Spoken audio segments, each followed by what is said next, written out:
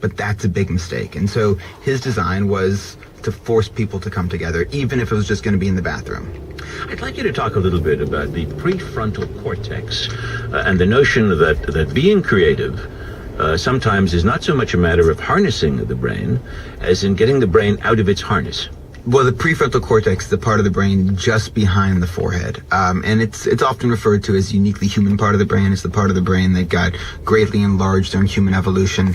And it's essential for something called working memory, which is when you're focused on a task, when you're trying to go through edits on a poem or perfect a design or go over a draft after draft of a symphony. This is the part of the brain you're engaging.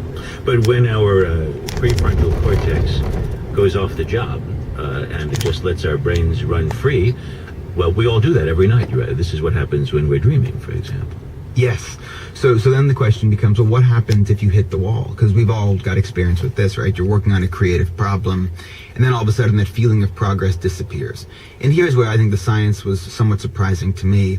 What you should do then when you hit the wall is get away from your desk. Mm-hmm. Step away from the office, take a long walk, daydream, find some way to relax. Get those alpha waves. Alpha waves are a signal in the brain that's closely correlated with states of relaxation. And what scientists have found is that when people are relaxed, they're much more likely to have those big aha moments, those moments of insight where these seemingly impossible problems get solved. So when you hit the wall, the best thing you can do is probably take a very long, warm shower. The answer will only arrive once you stop looking for it. Okay. We are raised on the idea that creativity means being original.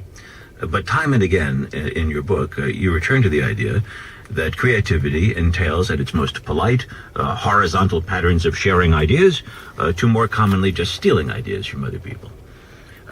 Is a central element of creativity noticing other stuff that other people have done and using it. Yeah, I think this is where the brain can actually help illuminate the essence of creativity. The brain is just a endless knot of connections, and a creative thought is simply two cells, a network that's connecting itself in a new way. That sometimes it's triggered by a misreading of an old novel. Sometimes it's triggered by a random thought walking down the street or bumping into someone in the bathroom of the studio. There are all sorts of ways, seemingly old ideas can get reassembled in a new way. One of the strangest patterns of a creative